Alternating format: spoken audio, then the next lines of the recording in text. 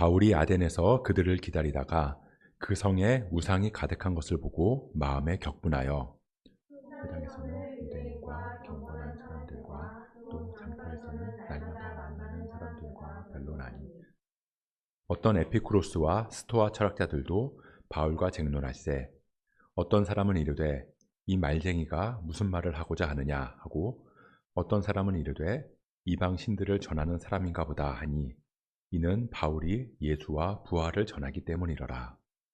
그를 붙들어 아레오바고로 가며 말하기를 내가 말하는 이 새로운 가르침이 무엇인지 우리가 알 수 있겠느냐. 내가 어떤 이상한 것을 우리 귀에 들려주니 그 무슨 뜻인지 알고자 하노라 하니 모든 아덴 사람과 거기서 나그네 된 외국인들이 가장 새로운 것을 말하고 듣는 것 이외에는 달리 시간을 쓰지 않음이더라. 바울이 아레오바고 가운데 서서 말하되 아덴 사람들아 너희를 보니 범사에 종교심이 많도다. 내가 두루 다니며 너희가 위하는 것들을 보다가 알지 못하는 신에게라고 새긴 단도 보았으니 그런즉 너희가 알지 못하고 위하는 그것을 내가 너희에게 알게 하리라. 우주와 그 가운데 있는 만물을 지으신 하나님께서는 천지의 주제시니 손으로 지으신 전에 계시지 아니하시고 또 무엇이 부족한 것처럼 사람의 손으로 섬김을 받으시는 것이 아니니 이는 생명과 호흡과 만물을 친히 주시는 이심이라. 인류의 모든 족속을 한 혈통으로 만드사 온 땅에 살게 하시고 그들의 연대를 정하시며 거주의 경계를 한정하셨으니 이는 사람으로 곧 하나님을 더듬어 찾아 발견하게 하려 하심이로되 그는 우리가 그를 힘입어 살며 기동하며 존재하느니라. 너희 시인 중에 어떤 사람들의 말과 같이 우리가 그의 소생이라 하니 이와 같이 하나님의 소생이 되었은즉 하나님을 금이나 은이나 돌에다 사람의 기술과 고안으로 생긴 것들과 같이 여길 것이 아니니라. 알지 못하던 시대에는 하나님이 간과하셨거니와 이제는 어디든지 사람에게 다 명하사 회개하라 하셨으니 이는 정하신 사람으로 하여금 천하를 나를 작정하시고 이에 그를 죽은 자 가운데서 다시 살리신 것으로 모든 사람에게 믿을 만한 증거를 주셨음이니라 하니라. 그들이 죽은 자의 부활을 듣고 어떤 사람은 조롱도 하고 어떤 사람은 이 일에 대하여 내 말을 다시 듣겠다 하니 함께 있습니다. 몇 사람이 그를 가까이 하여 믿으니 그 중에는 아레오바고 관리 디오노시누와 다말이라 하는 여자와 또 다른 사람들도 있었더라. 아멘. 아이들한테 심부름을 시키면 어떤 반응이 나올까요? 대부분은 귀찮아합니다. 근데 그래도 하라고 시키면 그냥 투덜거리면서 마지못해서 하긴 하죠. 뭐 예를 들어서 슈퍼에 가서 두부를 한 모 사와라 라고 만약에 부탁을 했다고 해볼게요. 슈퍼에 가서 두부 좀 사와라. 부탁을 하면 아이들이 꼭 확인을 합니다. 이제 일일이 물어보는 거예요. 무슨 두부? 그냥 아무거나. 몇 개 사와? 그냥 우리 가족 먹을 거니까 뭐 한 2모 정도 사와. 혹시 돈이 부족하면 어떡하지? 아니, 나 부족할 리 없어. 얼른 갔다 와. 그럼 혹시 한 개만 있으면? 그럼 하나만 사와. 알겠어. 그리고 이제 나가요. 그러다가 다시 묻습니다. 혹시 슈퍼가 문이 닫혀 있으면? 그럼 편의점 가서 사와. 이제 그 정도의 대화를 하고 나서 그래야 이제 안심을 하고 심부름을 갔다 오는 것 같아요. 근데 애들만 그러는 건 아니더라고요. 직장을 다니다 보면 이제 상사가 지시하는 일들이 있잖아요. 일을 지시하거나 뭔가 이제 프로젝트를 맡기게 되면 그럼 누구나 이 예상을 벗어나는 상황이 벌어지지 않기를 바라게 됩니다. 안정적인 결과가 나와야 되고 또 내가 생각하고 판단하는 그런 범위를 벗어나지 않아야 한다는 거죠. 뭐 아이들한테 슈퍼에 가서 두부 좀 사와라 라고 심부름을 시키면 아이들 입장에서는 당연히 슈퍼가 열려 있어야 되는 거고요. 두부도 꼭 있어야 되는 거예요. 심부름을 시켜서 딱 갔는데 슈퍼마켓 문이 닫혀 있다거나 두부가 없다거나 그러면 이제 심부름을 시킨 엄마 아빠한테 투덜대면서 이제 원망을 하는 거죠. 막 이러면 씩씩거리면서 이제 뭐라고 하는 거예요. 자, 오늘 본문을 보면 바울이 아덴에 도착해서 그곳에서 복음을 전하는 내용입니다. 근데 아덴은요, 바울의 계획에 없던 곳인 거예요. 하나님께서 이 바울한테 선교 여행을 하도록 떠나게 하셨거든요. 심부름을 시키신 거죠. 자, 우리 16장 말씀인데요. 16장 10절 말씀 한번 같이 보도록 하겠습니다. 16장 10절 말씀 함께 읽어볼게요. 시작. 바울이 그 환상을 보았을 때 우리가 곧 마게도냐로 떠나기를 힘쓰니 이는 하나님이 저 사람들에게 복음을 전하라고 우리를 부르신 줄로 인정함이러라. 그러니까 하나님께서 부르셔서 가서 복음을 전해라 라고 말씀하셨어요. 마게도냐로 가서 복음을 전하는 일, 그걸 시키셨다고요. 그래서 바울이랑 그 일행들이 마게도냐의 가장 큰 성이었던 빌립보에 가서 복음을 전했습니다. 그리고 어디로 갔죠? 데살로니가로 갔죠. 데살로니가에 가서도 복음을 전했어요. 그리고 데살로니가를 떠나서 베레아에 가서 하나님의 말씀을 또 전했습니다. 한마디로 하나님께서 시키신 심부름을 다 했다는 거예요. 근데 그곳에서 어떤 일이 있었느냐? 빌립보에서는 매를 맞고 감옥에 갇히기도 했고요. 그래서 이번에는 데살로니가로 딱 갔는데 데살로니가에 갔더니 거기 사람들이 야, 천하를 어지럽히는 바울을 끌어내라고 막 소동을 벌인 거예요. 그러다 보니까 데살로니가에 계속 있을 수 없어서 도망치듯이 이번에는 베레아를 향했는데 베레아에 딱 갔더니 데살로니가 사람들이 거기까지 쫓아와서 막 바울을 내놓으라고 막 소동을 일으킨 거죠. 바울을 잡겠다고 막 난리를 피운 거예요. 그래서 도저히 거기 있을 수 없어서 어쩔 수 없이 같이 있던 일행을 놔두고 아덴이라는 지역으로 바울이 떠났다는 겁니다. 자, 아덴. 지금 명칭으로는 아테네예요. 근데 이 아덴이라는 도시는 마게도냐 지역이 아니라는 겁니다. 뭐 빌립보, 데살로니가, 베레아 이곳은 마게도냐 지역이거든요. 근데 이 아덴은 아가야 지역이에요. 그러니까 무슨 말이냐면 하나님께서 바울한테 마게도냐 환상을 보여주시면서 자, 마게도냐 지역에 가서 복음을 전해라 라고 하셨는데 그 지역을 벗어났다는 뜻이라는 거죠. 그러니까 다시 말하면 하나님께서 시키신 심부름이 끝났다는 거예요. 자, 마게도냐에 가서 복음을 전해라 라고 하셔서 마게도냐 지역을 다니면서 복음을 전했다고요. 그리고 나서 마게도냐 지역에서 쫓겨나서 도망 나온 거죠. 자, 그럼 이제 바울 입장에서 보면 할 일을 다 한 거 아닌가요?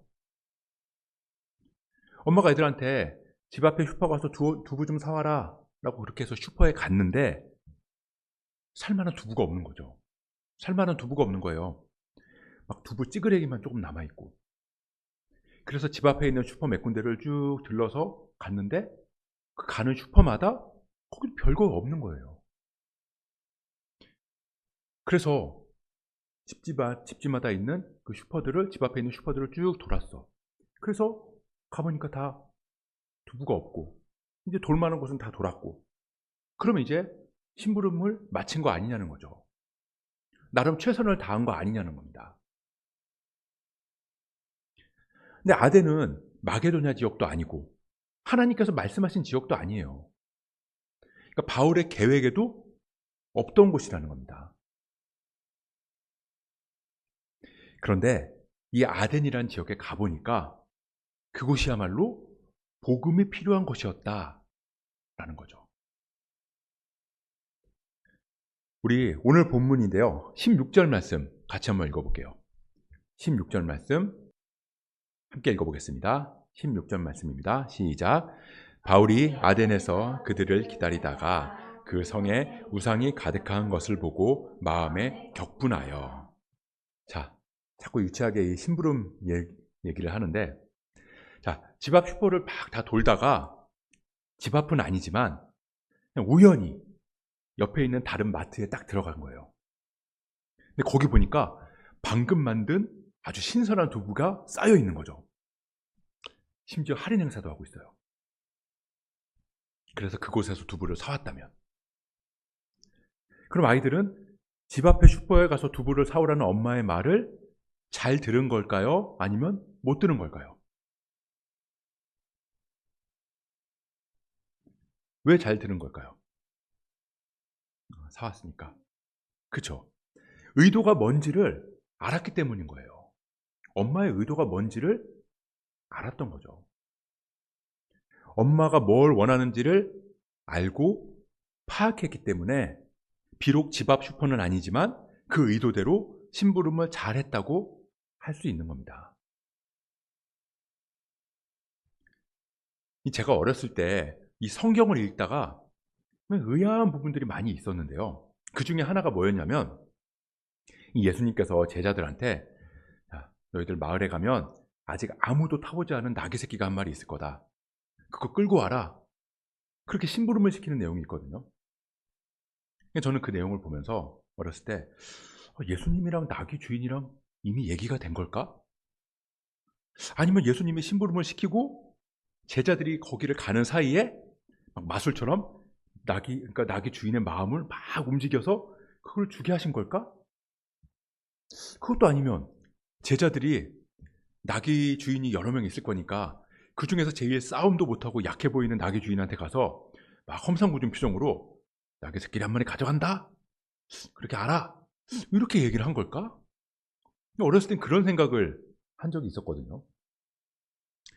마을에 가면 나귀 새끼가 한두 마리도 아니고, 마을 어디를 가고 또 어디 앞에 가서 어떻게 생긴 나귀를 끌고 와라, 그렇게 말씀하신 것도 아닌데, 그러면 당연히 제자들이 어떻게 생각을 했을까요? 예수님이랑 나귀 주인이랑 그래도 뭐 이미 무슨 거래가 있지 않았을까? 예수님이 여기 오기 전에 나귀 주인한테 나중에 내 제자들이 올 거니까 그 나귀 한 마리 주세요 하고 나귀 값을 이렇게 돈을 주고 온 거 아닐까? 그렇게 생각하지 않았을까요? 왜냐면 예수님이 어떻게 하셨다는 말이 성경에는 아무 데도 없거든요. 그래서 제자들이 마을로 딱 가서 살펴봤을 거 아니에요. 나귀 새끼들 보면서 이건가? 저건가? 그러면서 여기저기 기웃거리다가 제일 만만해 보이는 나귀 새끼 앞에서 쭈삣쭈삣 하다가 그냥 줄을 이렇게 싹 풀는 거죠. 그때는 주인이 나와가지고, 야, 니들 뭐야? 지금 뭐 하는 거야? 그랬을 거 아니에요. 이게 무슨 상황이냐는 거예요. 이게 무슨 상황이냐. 분명히 예수님이 시키신 일이잖아요. 가서 나귀 새끼 끌고 와라. 근데 지금 내가 그 예수님의 말을 따라서 심부름을 가서 그 나귀 새끼를 끌고 오려고 하는데 주인이 나를 도둑 취급하고 있다면, 얘들 지금 뭐 하는 거야? 제자들이 막 기어 들어가는 목소리로, 아니 저기 주님이 쓰실 거라고 그랬어요. 그랬다면, 그러면서 그 제자들의 마음에는 어떤 생각이 들었느냐 하는 거죠. 이 나귀가 아닌가? 여기서 말 한번 잘못하면 나 감옥 갈지도 모르는데, 주님이 쓰실 거라고 하라고 해서 이렇게 이야기를 하긴 했는데, 왠지 분위기가 지금 이건 아닌 것 같은데, 완전 망했다. 이거 제가 상상한 거지만 제자들한테 어쩌면 이런 비슷한 마음이 들지 않았을까 하는 거죠. 근데 그럼 예수님은 왜 제자들한테 그런 일을 시키셨을까요? 자, 우리 다시 한번 16장 말씀 한번 보도록 할게요. 16장 10절 말씀. 아니, 9절부터 한번 볼게요. 16장 9절 10절 말씀 함께 읽어보겠습니다. 시작. 밤에 환상이 바울에게 보이니 마게도냐 사람 하나가 서서 그에게 청하여 이르되 마게도냐로 건너와서 우리를 도우라 하거늘 바울이 그 환상을 보았을 때 우리가 곧 마게도냐로 떠나기를 심쓰니 이는 하나님이 우리를 부르신 줄로 인정함이러라. 자, 바울이 환상을 봤어요. 그 환상이 뭐냐면 마게도냐 사람 하나가 서서 손짓을 하는 거예요. 마게도냐를 건너와서 우리를 좀 도와주세요. 근데 너무 막연하잖아요. 환상 속에 나타난 사람, 이 사람 도대체 누굴까? 똑같은 사람 찾아가야 되나? 나 그 사람 얼굴 지금 좀 희미한데? 나 이름도 모르는데? 그렇다고 해서 내가 그 비슷한 사람을 찾아갔는데 그럼 가면 그 사람을 뭘 도와줘야 되나? 그 사람이 누군지도 모르고 뭘 도와야 될지도 모르는 상황이라고요. 그냥 환상만 본 거죠. 그런데 그 환상을 보고 바울이 뭐라고 하냐면요.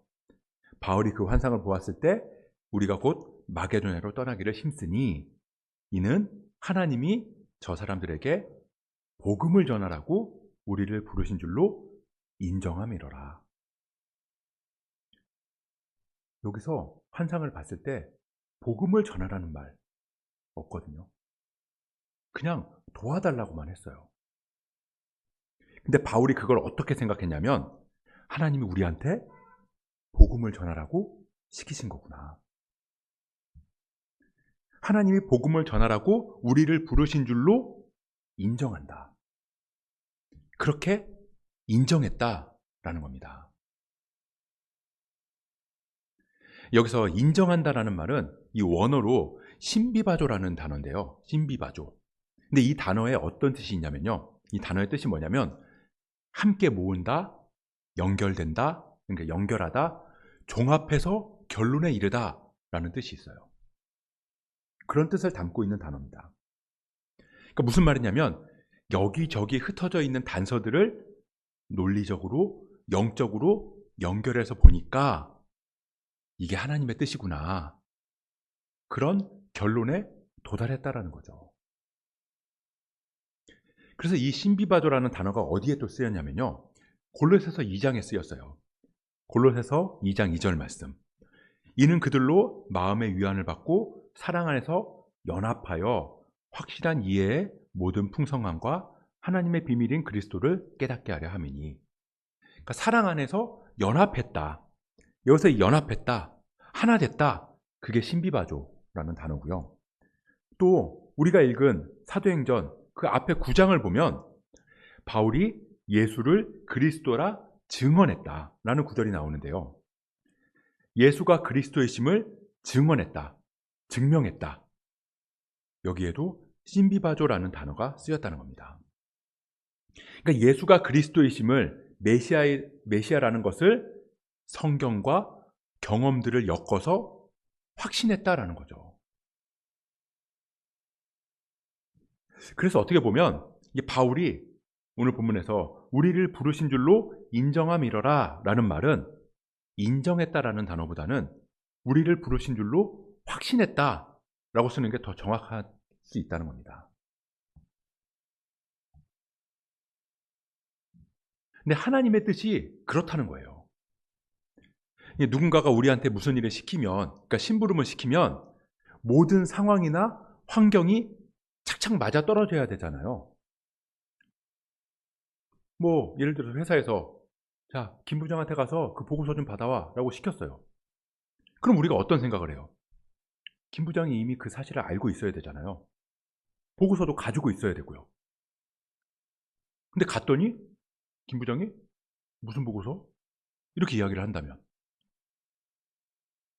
예를 들어서 슈퍼 앞에 가서 뭘 사와라 그랬으면 슈퍼 문 당연히 열려 있으니까 그걸 시켰다라고 생각을 한다는 거죠. 근데 하나님께서 우리를 부르시고 우리한테 소명을 주실 때는요, 모든 상황을 완전하고 완벽하게 다 만들어 놓고 그 안에서 그냥 단순하게 왔다 갔다 셔틀만 하게 하는 게 아니라는 거예요. 자, 1,000원 주면서 가서 빵 사와 그러면 정말로 딱 갔더니 아무 고민할 것도 없이 1,000원짜리 빵이 딱 한 개 놓여 있는 거죠. 그럼 그것만 딱 사오면 되잖아요. 근데 하나님께서 우리를 부르시고 우리한테 소명을 주시는 건 그런 게 아니라고요. 소명은 너 이거 해, 너 이 일 해, 너 의사 돼야 돼, 너 변호사 돼야 돼. 소명은, 그러니까 하나님의 부르심은 그런 식으로 주어진다기보다는 하나님의 마음을 부어주시는 거예요. 하나님의 마음을 부어주시는 거다. 그러면 우리는 그 하나님이 부어주시는 마음 안에서 씀비바죠, 확신하는 거죠. 그러니까 여기저기 흩어져 있는 단서들을 연결해서 하나님의 뜻을 이루어가는 거라고요. 때로는 안개가 낀 것처럼 막막하기도 하고 아무것도 보이지 않을 수 있어요. 근데 그러면 우리는 생각하잖아요. 이게 하나님의 부르심이 아닌가 보다. 이게 내 소명이 아닌가 보다. 근데 그런 거 아니라고요. 소명은 확신하는 거예요. 확신하는 거. 그냥 순간순간 고백했던 이 하나님의 일하심 있잖아요.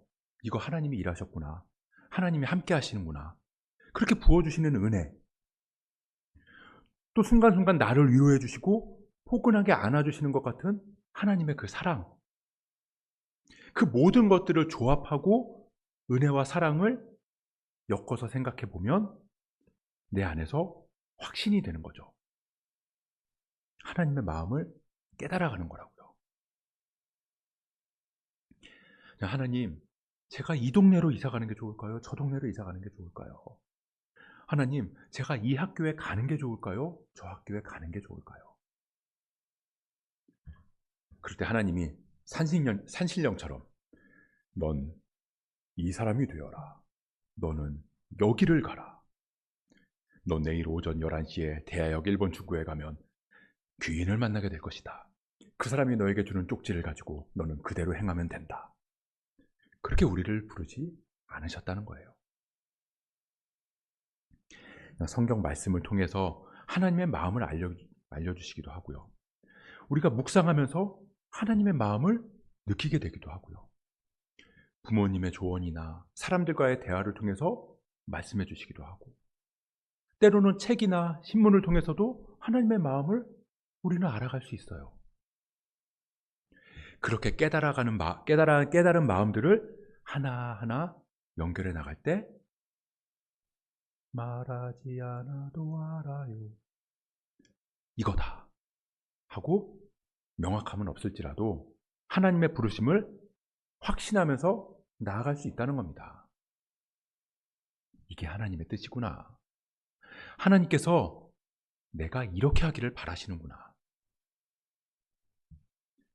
그렇게 여기저기 흩어져 있는 퍼즐을 하나하나 맞춰나가다 보면 그러면 그림이 완성되잖아요. 그런 것처럼 하나님의 마음을 확신하면서 믿음으로 한 걸음 한 걸음 나가다 보면 보이는 거예요. 그래서 우리가 아멘으로 말씀을 받는 거잖아요.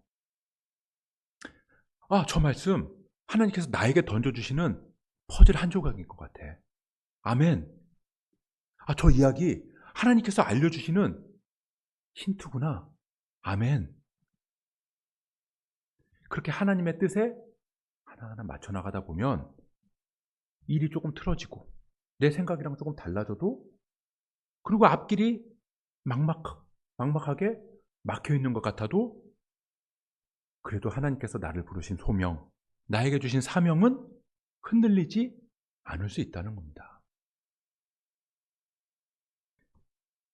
그러니까 바울이 마게도냐 지역에서 쫓겨나서 아덴으로 가게 됐음에도 불구하고 흔들리거나 좌절하지 않을 수 있었던 거예요.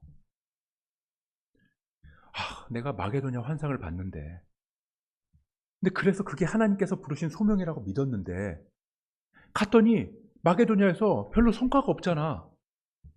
오히려 안 좋은 일만 생겼잖아. 이거 하나님의 뜻 아닌가 보다. 내가 소명을 잘못 받은 건가 보다. 그러지 않았다고요. 오히려 어떻게 했죠? 늘 하던 것처럼 아덴에서도 회당에 가서 유대인들이랑 경건한 사람들한테 복음을 전했고요. 또 장터에 가서 날마다 만나는 사람들한테 복음을 전했어요. 그 무슨 말이냐면 소명을 잃지 않았다는 겁니다. 일이 잘 풀리든 꼬이든, 사람들이 많이 모이든 그렇지 않든, 복음을 받아들이든 시큰둥하든, 앞길이 보이든 보이지 않든, 그저 나는 하나님께서 부르셨다는 확신을 가지고 언제 어디를 가든 무엇을 하든 그곳에서 나에게 주어진 사명을 붙들고 살아가겠노라.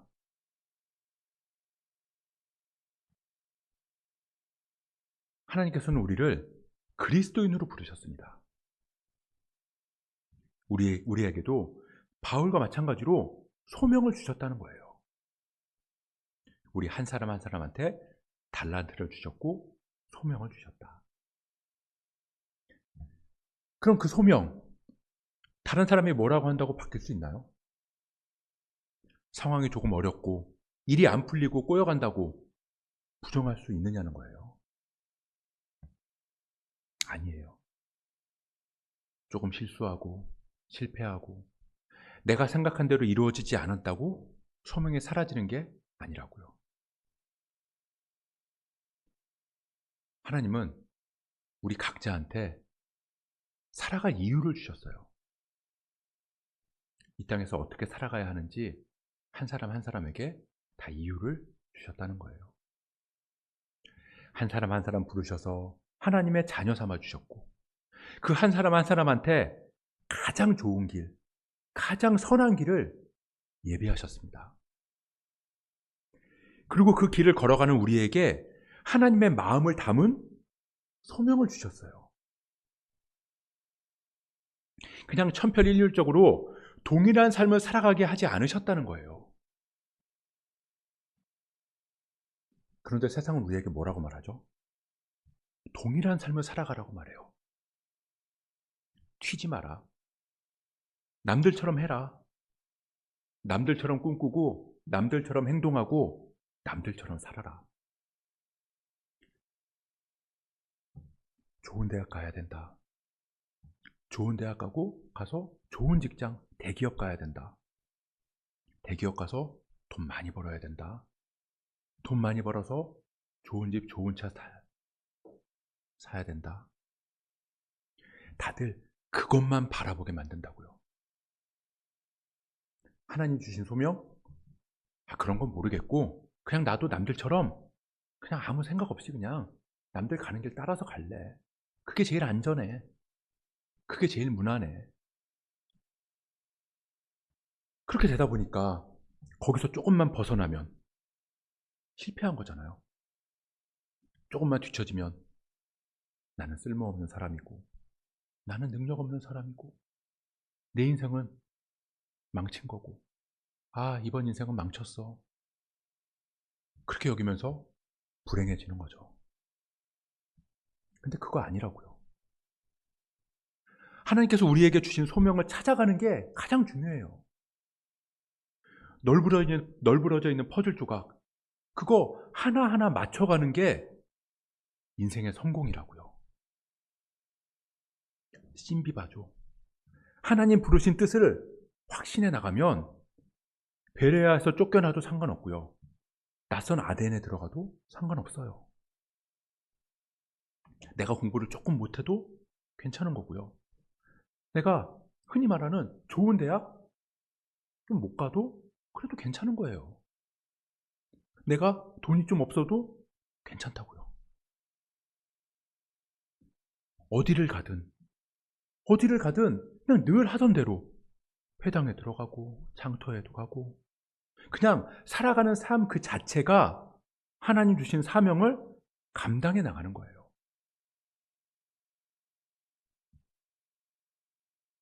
우리가 지금 살아가는 이 세상은 아덴 같은 땅이에요. 하나님의 자녀로 살아가는 우리한테 아덴은 낯선 땅이라고요. 우리 오늘 본문 16절, 17절 말씀 읽어볼까요? 16절, 17절 말씀 시작. 바울이 아덴에서 그들을 기다리다가 그 성에 우상이 가득한 것을 보고 마음에 격분하여 회당에서는 유대인과 경건한 사람들과 또 장터에서는 날마다 만나는 사람들과 변론하니. 자, 하나님께서 바라지 않는 것들이 가득한 곳, 그러니까 우상이 가득한 곳. 그래서 날마다 격분하는 곳, 날마다 마음이 흔들리고 요동치는 곳, 그곳이 아덴이에요. 그럼에도 바울은 회당이랑 장터를 갔다. 늘 하던 대로 살아갔다. 우리한테 회당은 어디고 장터는 어디겠어요? 우리가 믿는 사람들이 모이는 회당, 교회에 있든 장터, 사람들의 삶의 터전, 학교, 직장, 동네, 날마다 만나는 사람들, 그 사람들이 있는 곳. 하나님은 그곳에서 우리가 소명의 삶을 살아가기를 바라시는 거죠. 소명은요, 특별한 게 아니에요. 뭔가 거창한 게 아니라고요. 날마다 만나는 사람들이 있는 곳에서 하나님의 뜻을 이루어가는 거예요. 그래서 먼저 하나님께서 나를 부르신 이유를 확신해야 하는 거죠. 나를 향한 하나님의 뜻을 확신해야 하는 겁니다. 여기저기 흩어져 있어 퍼즐 같은 그런 하나님의 뜻. 퍼즐 많이 해봤잖아요. 퍼즐을 딱 보고 이게 이 자리인 것 같아가지고 딱 꼈는데 아닐 때도 있어요. 그렇게 잘못 맞춰졌어. 괜찮아요. 결국 다른 어딘가에는 맞을 거니까. 그거 한번 잘못 꼈다고 우리의 삶이 무너지지 않는다고요. 그렇게 하나님의 뜻을 구하고 확신하면서 한 걸음 한 걸음 나가다 보면 우리의 삶에도 하나님의 뜻이 이루어지고 하나님 나라가 열리게 될 줄 믿습니다. 그렇게 우리가 새롭게 시작된 2026년도 우리에게 주신 소명을 확신으로 붙들고 믿음으로 주어진 삶을 살아갈 수 있기를 주님의 이름으로 축복합니다.